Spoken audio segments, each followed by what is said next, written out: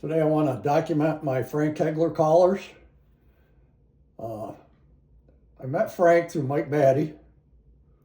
It had to be around 2000 or 2001. I'm pretty sure it was 2000. I don't think it was in the 90s. But anyway, Mike called me up. He was at Frank's house. Frank lives in Pineville, North Carolina. And he was starting to make trumpet turkey calls. And I don't know how originally Mike and him got together, but anyway, Mike called me up and he told me that Frank was making calls, and he told me what he was making, and I needed to contact him. And so I called Frank up. I don't know if Mike was still there when I called him or not, because as soon as he hung up, I called Frank. And Frank had started with the pine needle, the rook, and the southern bell. There were the three styles that he started making. And I requested him to make me a match set of each call. And he says, no, I'm not making any match sets. So I said, well, I'd like to order one of each call anyway, which he agreed upon. He didn't say when I would get them or if they would be at the same time or progression or anything, but it didn't make any difference. And Frank's work, I believe Frank was the first one to use a cayenne finish, which is the glue. And it just, Frank reset the bar for trumpet call makers. Nobody had really done a highly crafted, I would say. You know, there's other call makers that did very, very nice work, but his precision was a little bit better than everybody else. So he set the standard for people to improve their work, and they did. And now every day, you know, today everybody's using this finish that Frank used. So anyway, the first call I got from Frank was a pine needle. It's a pine needle deluxe made with coca-cola, ivory mouthpiece, brass trim, brass ferrule, and made for me. And it was made at 4/21/01. It called number 38, and this would be the collar. See, the finish on there is, you know, at that time, nobody did it. So the second call I got from Frank was a rook. So the rook, desert ironwood with an ivory mouthpiece and ivory and brass. And this was made, actually this is the first call he made for me, because this was January 1st. No, it was the second. It was in 02. And this is call number 78. And that would be this collar here. And it has darkened through the years. This piece here used to have, he called it a lightning call because it had looked like a lightning strike in the wood. And then the next call I got from Frank would be in July of 02. This is call number 86. And this is the Southern Bell with ebony. Ivory mouthpiece, of course. And this is the first ebony call that Frank had made. Like I say, July 25th, 02. And you can see it's just, you know, you can't say enough about the fit and finish. So the next call that I got, and I bought this call from another collector. I bought it on the secondary market. He was the second owner, and I'm the third owner. And this call was made 10/23/02, call number 89. And you can see the crest that Frank put on the certificate that's not on the regular ones. But anyway, this is a special rook made out of cocos wood with ivory mouthpiece, ivory and brass, custom ferrule. This is the first call I have made with cocos wood. And then he said who he made it for. And this is the call here. And as you can see, it's got a fancier ferrule. It's got a little bigger ivory in the bell compared to the standard.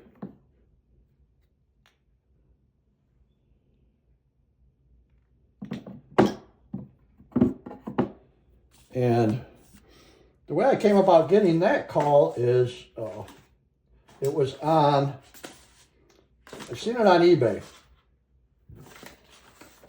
And here's the posting from the eBay. And the fellow that had it on there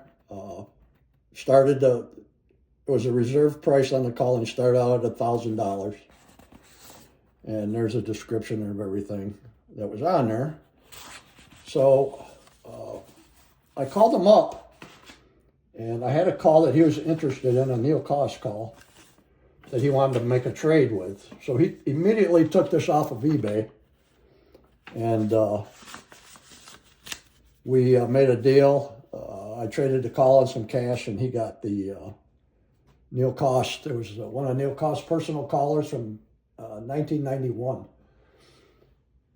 It was an old hand style call. So anyway, the next call I get from Frank is in 4203, and this is a prototype. 82 was a style, call number 97. It's made out of beefwood. And it's got ivory mouthpiece, of course, with a brass. And this is one of 3 prototypes of the 82 model. So there's only 3 of these floating around. They're still unsure of production, which he never did make into production. And that's when he changed the mouthpiece to this style too. He didn't make very many of them. He made, I think the Scorpion was, and a couple of the other callers anyway. So the next call I got from Frank is call number 110. Then he made 12504. And this is a Southern Belle Classic, made out of Cadillac. Ivory mouthpiece, brass, highly figured wood. First call to be made from Cadillacs. And that would be this collar here. And very, very hard wood. On the Jenka scale, I think it's one of the hardest that there is. And this is the first call I said, that he made out of Cadillacs. And of course, it had the mouthpiece with the different tip on it. So you really didn't have to use a stopper on it. So then the next call would be, let's see where we're at. I got lost here.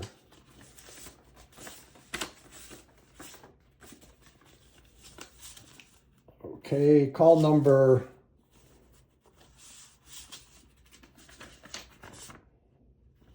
Hunter grade. There it is.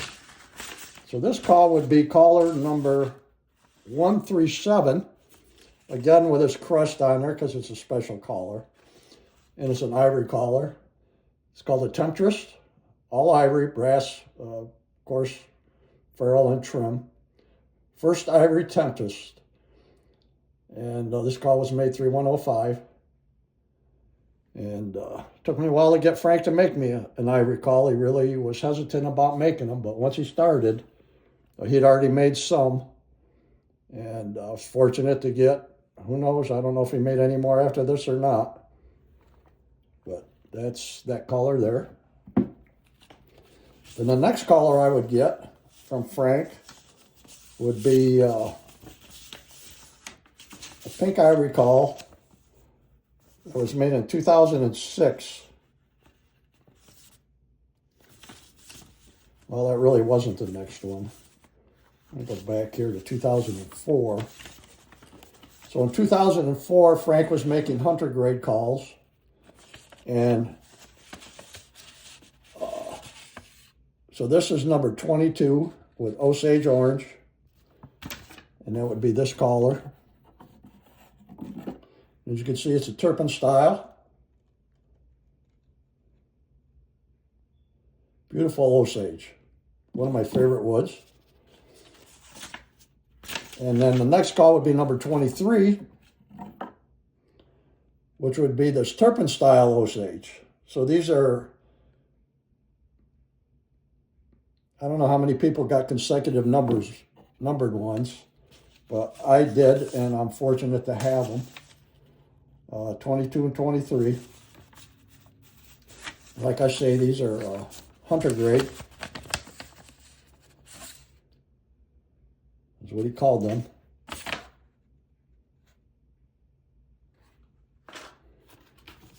And then I ordered, in 2006, my granddaughters for Christmas, pink ivory calls. So this is another hunter grade call. It's a Catawba style with an ivory mouthpiece. Beautiful grain, pink ivory.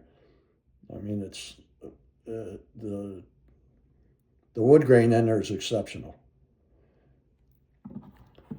So when he sent this call,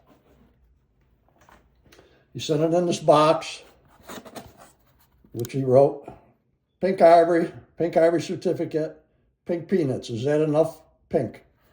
And then, of course, Frank had a sense of humor sometimes. There's the pink peanuts in there. And at the same time, I ordered my other granddaughter a pink ivory slider call. And these did not come with a certificate. And the way these work is you line up the red dots and you turn the call and it locks it in place. And that way you could change the pitch. It could go from this style to there, all the way back down. And you can put it in your pocket. That's the way it was designed. So this was my other granddaughter's call for Christmas present. And then the last call I got from Frank was another hunter grade trumpet call. And this is Holly and Ironwood Burrow, 2009, call number 12. And it's called the Harlot Model. And that would be this caller here. Beautiful, beautiful, beautiful grain wood. You really can't see it in this. I'll have to take some pictures. With an ivory mouthpiece. And brass, of course. And then when Frank would send a call, he would send it in a case like this. Most of them. He didn't do all of them. And then he would have this jeweler's cloth inside with a certificate. And this is for polishing the brass, as you can see. There's one I've used, and I need to repolish the brass, but it cleans it up like brand new. So that is my history with Frank.